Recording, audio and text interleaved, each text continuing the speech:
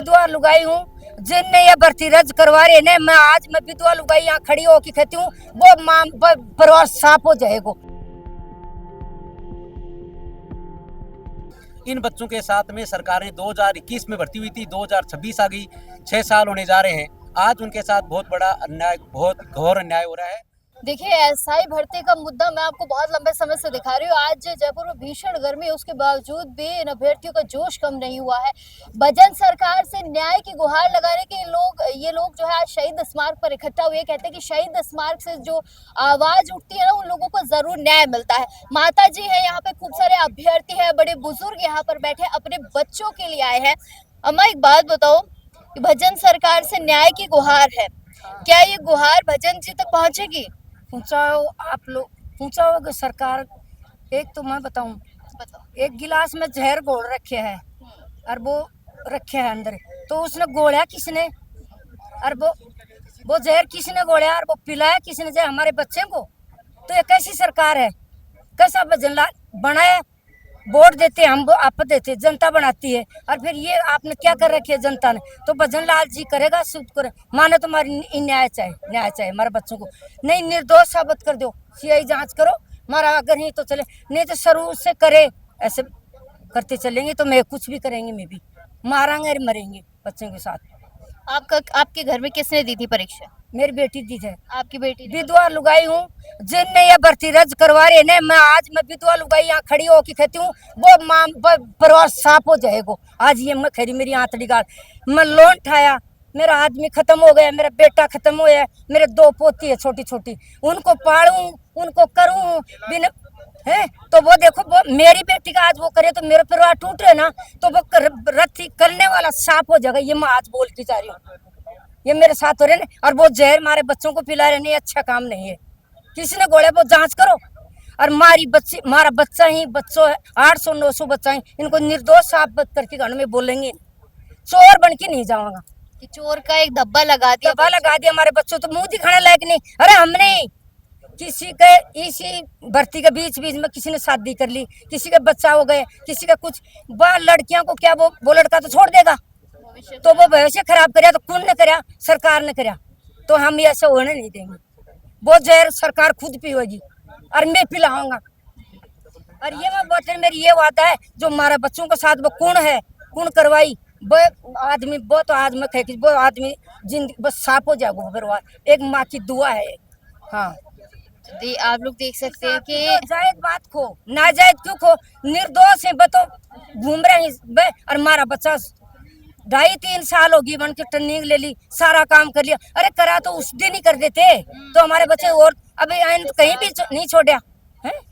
अम्मा देखिए, आदमी जाहिर तौर पर गुस्सा आता ही है। एक बात बताइए सर, मुझे भर्ती हुई, बच्चों ने परीक्षा पास की, ट्रेनिंग हुई, उसके बाद ड्यूटी भी चढ़े, प्रोबेशन पीरियड पूरा हो गया, उसके बाद इन्हें तो उम्मीद थी कि भाई हमें जो है नए नए जिले दे दिए जाएंगे, नए नए जो है डिपार्टमेंटों में हम जाएंगे, लेकिन अब इनके पास कोई ऑप्शन नहीं बचा है। अब क्या रहा है? क्योंकि पहले कोर्ट में गई, फिर डीबी गई, फिर सुप्रीम कोर्ट गई। देखिए मैम, इस संबंध में अगर बात करें तो राम और राज दोनों बराबर होते हैं। जब भगवान हमारे साथ होता है तो हमारा कोई तिनका भी नहीं बिगाड़ सकता है। जिस प्रकार से भर्ती आई, बच्चों ने परीक्षाएं दी, जो पूर्ववर्ती सरकार थी उसके शासनकाल में ये भर्ती हुई, तत्कालीन सरकार ने, डीजीपी ने अपने आदेश से इन सबको नियुक्तियां दी है। उसके बाद में जो वर्तमान सरकार है वो अपना मैनिफेस्टो जारी करती है और ये कहती है कि हम जितनी भी तत्कालीन भर्तियां हुई है उन सभी में जांच करेंगे और जो दोषी होंगे उनके साथ हम कार्रवाई करेंगे, और निर्दोष को किसी प्रकार की कोई दिक्कत नहीं है। अभी जैसे स्टेटमेंट चल रहा है कि एक गिलास में जहर घोला हुआ है, जहर है, कैसे अलग किया जाए?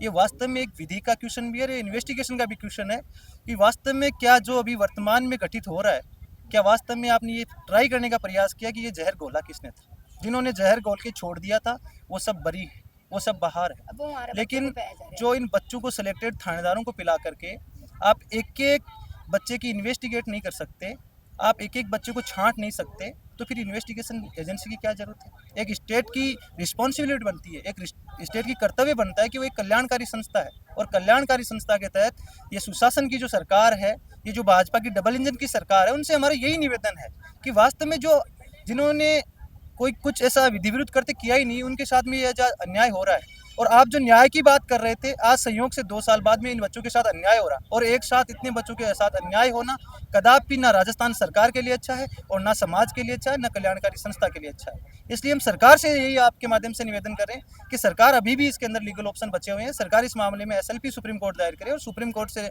रिक्वेस्ट करे कि इस मामले में वास्तव में जो दोषी बच्चे हैं वो लगभग 7% हैं, लेकिन निर्दोष बच्चे 93% बच्चे ऐसे हैं जो निर्दोष हैं, जिनके ऊपर किसी प्रकार के कोई आरोप नहीं है, उनके ऊपर किसी प्रकार के कोई खसाते भी नहीं है। इसलिए सरकार इस मामले में SLP दायर करे, इस मामले में पुनर्विचार करे और अपनी जवाबदेही तय करे सरकार, ताकि इनके परिवारजनों को और इन बच्चों को अपना भविष्य का जो आगे की कार्रवाई है, रणनीति बना सके। अच्छा सर, एक बात बताइए, कोई नेता मंत्री मुझे कोई और दिख नहीं रहे, आप इन बच्चों के साथ आए। एक बड़ा नाम था हनुमान, मैं यही आ रही सर, एक बड़े नेता का नाम आता है हनुमान बेनीवाल, जिन्होंने इस भर्ती को रद्द करवाने के लिए एड़ी चोटी का जोर लगाया, बारिश में भी डटे रहे। किरोड़ी जी भी है, हनुमान बेनीवाल जी भी हैं, ये वो नेता थे जिन्होंने इस भर्ती को रद्द करवाने के लिए एड़ी चोटी का जोर लगाते, लेकिन उन बच्चों का भविष्य का क्या, जिनका कोई दोष ही नहीं है। मैं ये कहना चाहूँगा कि मुझे कभी कभी ऐसा लगता है कि कुछ नेता ऐसे भी रहे होंगे जिनके संपर्क से कई लोग ऐसा ही बने होंगे, और अब उनको लगा कि हमारे ऊपर भी आफत आ सकती है, इसलिए उन्होंने शायद ये भर्ती को ही रद्द कराने का सोचा। उनका मकसद ये होना चाहिए था कि निर्दोष को सज़ा नहीं मिले, दोषी को सज़ा मिले। और यहाँ पर राजस्थान और केंद्र की सरकारें हैं, जब एजेंसियाँ सारी इनकी हैं, जब ईडी के माध्यम से कई लोगों को डरा सकते हैं, तो इस तरह की एजेंसी को आगे आकर जो लोग निर्दोष हैं उनको बचाना चाहिए, जो लोग दोषी हैं उनको सलाखों के पीछे भेजना चाहिए, इनमें जितने भी लिप्त अधिकारी हैं उनको भेजना चाहिए। मैं इसलिए यह समर्थन में बैठा हूं क्योंकि मैंने बेरोजगारी का दंश झेला है, और एक बेरोजगार की स्थिति क्या होती है, उसके परिवार पे क्या गुजरती है। ये जो आप देख रहे हो शहीद राजेंद्र सैनी जी, इनके ऊपर क्या, इनके परिवार पे क्या गुजरी होगी, जिन्होंने इस समाज के लिए, देश के लिए, राज्य के लिए अपने आप को आहूत किया है। तो आज इस घटना को मैं अपने अंदर ही महसूस करता हूँ, इसलिए मैं इनके साथ खड़ा हूँ। किरोड़ी लाल मीणा जी कहते थे कि जो दोषी होंगे उन पर कार्रवाई होगी, लेकिन अभी ना तो किरोड़ी लाल जी कुछ बोलना चाहते हैं, ना भजन लाल जी कुछ बोलना चाहते हैं। चल क्या रहा है? मैं तो ये कहना चाहूँगा, जब इनकी सरकार नहीं थी तब प्रदेश के अंदर अपने झोले झंडे इसकी गाड़ियों में रहते थे इनके, और गाड़ियों में झोले झंडे लेकर जगह जगह पर धरने प्रदर्शन करते थे। पेपर लीक के चोर पकड़ेंगे, RPSC के जितने भी मेंबर चोर हैं उनको पकड़ेंगे, और एक आदिवासी को जेल में डालकर उन्होंने बहादुरी दिखा दी। लेकिन आज वो खामोश हैं। यदि वास्तव में निष्पक्ष होते, इंसानियत उन नेताओं में जिंदा होती, तो आज बोलते, आज जितने भी पेपर लीक हुए उन चोरों को पकड़वाते। और आज ऐसे में जो भी भर्ती प्रक्रियाओं में चोर तो अंदर नहीं गए, लेकिन निर्दोषों को आज यहाँ बैठना पड़ रहा है, इनके लिए बोलते। जब आज प्रदेश की जनता ने उस वक्त इसलिए भरोसा किया था कि कांग्रेस की सरकार में पेपर लीक होंगे तो बीजेपी ठीक करेगी, लेकिन बीजेपी ने भी वही राग अपनाया। इसलिए जनता आज सब देख रही है, बेरोजगार देख रहे हैं। और शहीद स्मारक पे मैं हमेशा यहाँ पर जितने भी धरने हुए आता हूँ तो एक ही बात कहता हूँ कि सरकार बनाना और बिगाड़ना आप जैसे नौजवानों के हाथ में खेल है। आप चाहो तो आपके बीच में आकर बैठे, आप चाहो तो आपके लिए लड़े, और ऐसे व्यक्ति को आप वहाँ पर जाके आगे पहुँचाओ, ताकि आपको कभी भी यहाँ पर सड़कों पर संघर्ष नहीं करना पड़ेगा। ये नौजवान वापस चुनेंगे इन सरकारों को?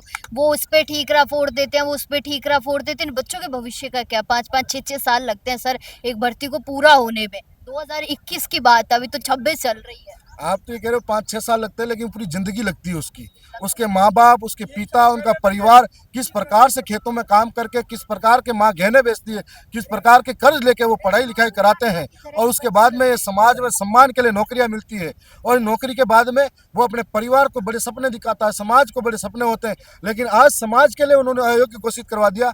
आज सारे लोग जिस तरह से पीड़ा देख रहे हैं, आप जो कह रहे हो, मैं ये नहीं कहना चाहता हूँ कि यहाँ पर राजनीति में करने आया हूँ। मैं ये कहना चाहूँगा कि प्रदेश के नौजवानों को प्रदेश की स्थिति को देखते हुए हमेशा सोचना चाहिए कि आपके आने वाला भविष्य कल किसके हाथ में सुरक्षित रहे, कैसा रहे, और कौन लोग हैं जो आपके न्याय के लिए बात करें, उनके साथ में हमेशा खड़ा रहना चाहिए।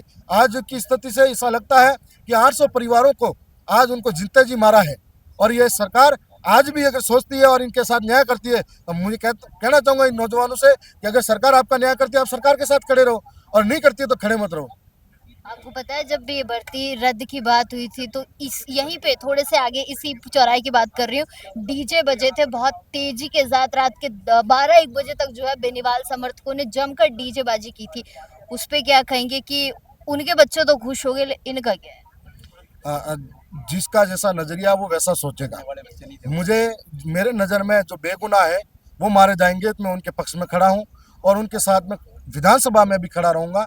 और मैं एक बार शहीद स्मारक पे जो आकर बोल के गया हूँ उस बात को मैंने विधानसभा में दोहराई हुई है। देखो मैं कह रहा हूँ, मैं कोई मंत्री हूँ न संतरी हूँ, मैं एक सामाजिक कार्यकर्ता हूँ और जो पीड़ादायी है उनके मैं साथ हूँ। आज जो यहाँ जो लोग बैठे हैं ये चौथा पांचवा धरना है।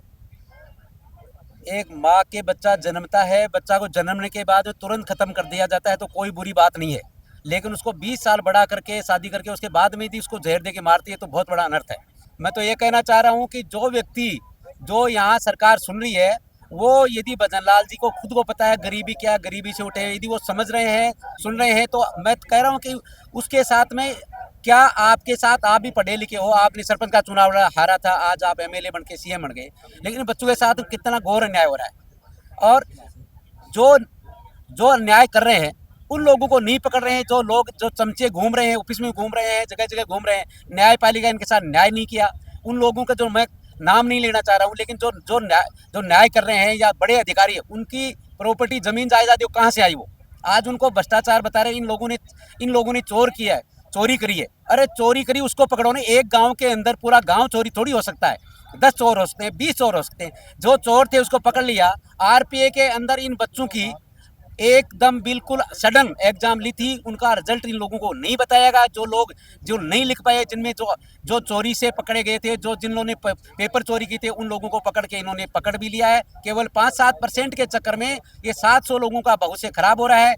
आज इन बच्चों के साथ में जिन बच्चे के साथ शादी हुई है, किसी का भाई है, किसी की बहन है, और थानादार के उस नौकरी के चक्कर में कि एक लड़की की शादी एक दूसरे अच्छे नौकरी वाले लड़के से हुई या बिजनेसमैन से हुई है, आज यदि ये नौकरी जा रही है, बर्खास्त कर रही है, तो उनके साथ क्या अन्याय हो जाएगा।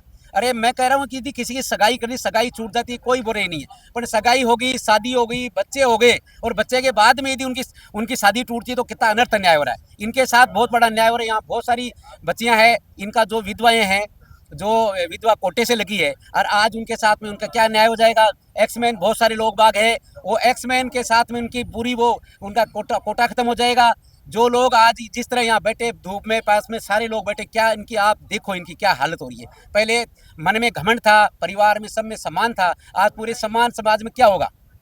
मैं ये कहना चाह रहा हूँ कि जो लोग दोषी है उनको पकड़ो ना। अरे जो निर्दोष है 100 लोग में से 99 चोर है, लेकिन एक तो ईमानदार है, उसके लिए तो कम से कम सोचो ना। इनके साथ क्या अन्याय हो रहा है, बहुत घोर अन्याय हो रहा है। और आप ये कहना चाह रहे हो भाई आप आगे क्या होने वाला है। हम तो ये कह रहे हैं कि हमारे जो भी लोग 700 लोग हैं, इनके पास 7000 लोग तो होंगे, ज़्यादा नहीं तो 7 लाख लोग यहाँ पे सारे लोग शहीद हो जाएंगे, लेकिन ये नौकरी के लिए दर दर भटक रहे हैं। इनके अलावा कोई नुकसान क्या होने वाला है। यहाँ से धरना स्थल छोड़ेंगे नहीं जब तक न्याय और इनको न्याय नहीं मिलेगा, तब तक हम बिल्कुल यहाँ से जगह नहीं छोड़ेंगे।